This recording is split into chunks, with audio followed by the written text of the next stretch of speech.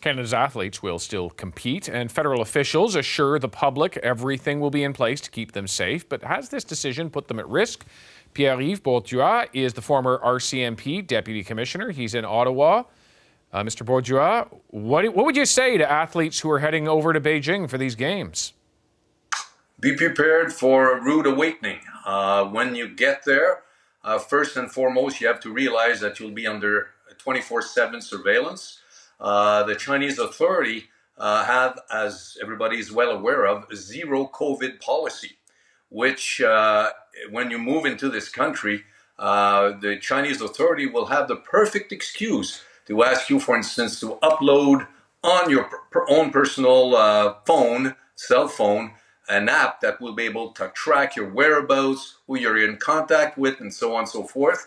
And the athlete will also have to realize that when in China, facial recognition is the norm, and therefore their whereabouts will be tracked. There will be also human army deployed on the ground, police officers deployed on the ground to monitor, besides all the technology to monitor your whereabouts. They'll be probably also confined to their bubble, and the Chinese authority will ensure that even visitors will probably have to stay within a certain area and not be allowed to go about and visit tourist sites and so on and so forth. So the Chinese authority will maintain a very close eye on our athletes and also visitors. Why is that a problem? I mean, it sounds it's potentially an invasion of privacy of a Canadian athlete, but is there the potential for something more sinister? Well, the Chinese authority, as you're keenly aware of, do not take lightly any criticism of their regime, and therefore hence the reason why the Canadian athlete will have to be well briefed before they depart to attend the Olympics about behavior in China and how to interact with Chinese authority. Otherwise, they might find themselves in a situation that could be unforeseen for some of them. The Minister for Sport, Pascal Saint-Onge, was saying yesterday that additional staff have been hired to help keep athletes safe. What does that look like? Like who gets engaged to go over to Beijing with athletes in this effort to keep them safe?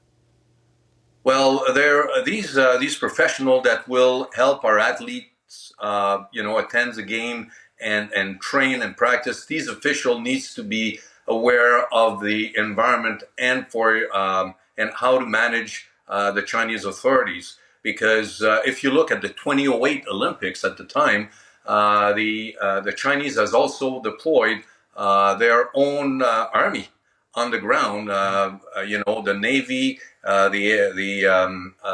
the air aspect of the army was also deployed. So there's going to be a big apparatus for security, and our athlete needs to be well surrounded by people that will allow them to attend their activities without undue interference by the Chinese authorities.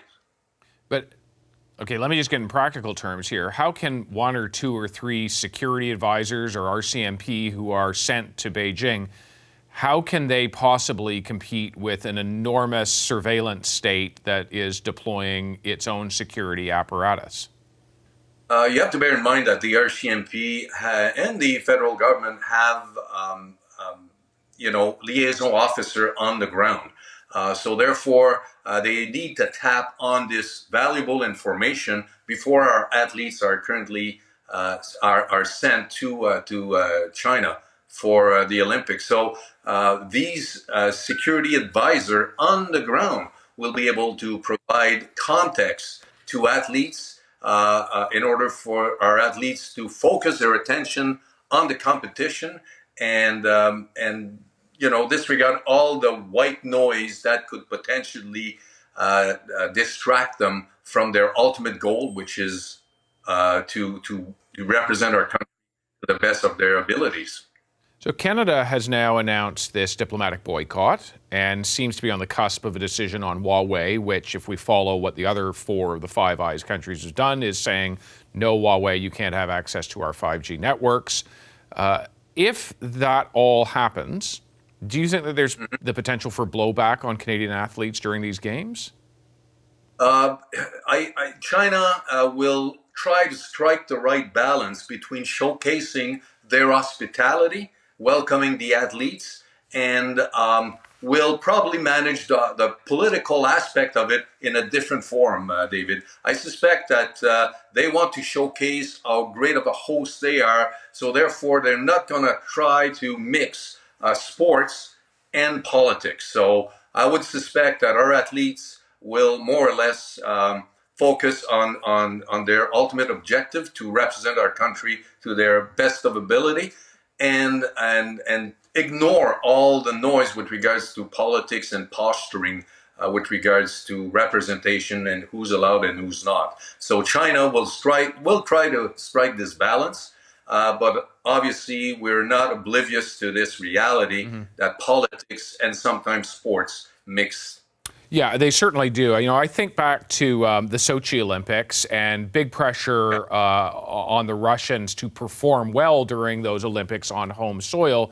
And one of the things that was revealed in the aftermath of all of that is that some of the facilities were built with like trap doors so that fake urine samples could be brought in for athletes who were potentially using performance-enhancing drugs to get past the drug monitoring process. And I suppose I've always wondered, and I don't know that it would happen in China or some other country down the road, but do you think there's ever the potential for a bad actor to try to do something to another country's athlete to either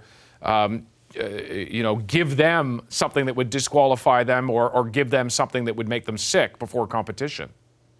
Yeah, but David, if we look at Sochi, and eventually these things came out in the open, and quite a few Russian athletes actually lost their medal, and ultimately things balanced off. I think the Chinese authority hopefully have learned from the Russian experience in 2014.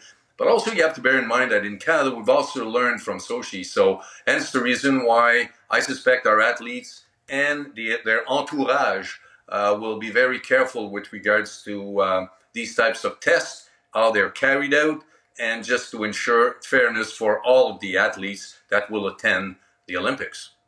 Mr. Bourduas, thank you very much for your time tonight. It was a pleasure, David. Hi, I'm Vashi Capellos, host of Power in Politics. See more of our show by subscribing to the CBC News channel or click the link for another video.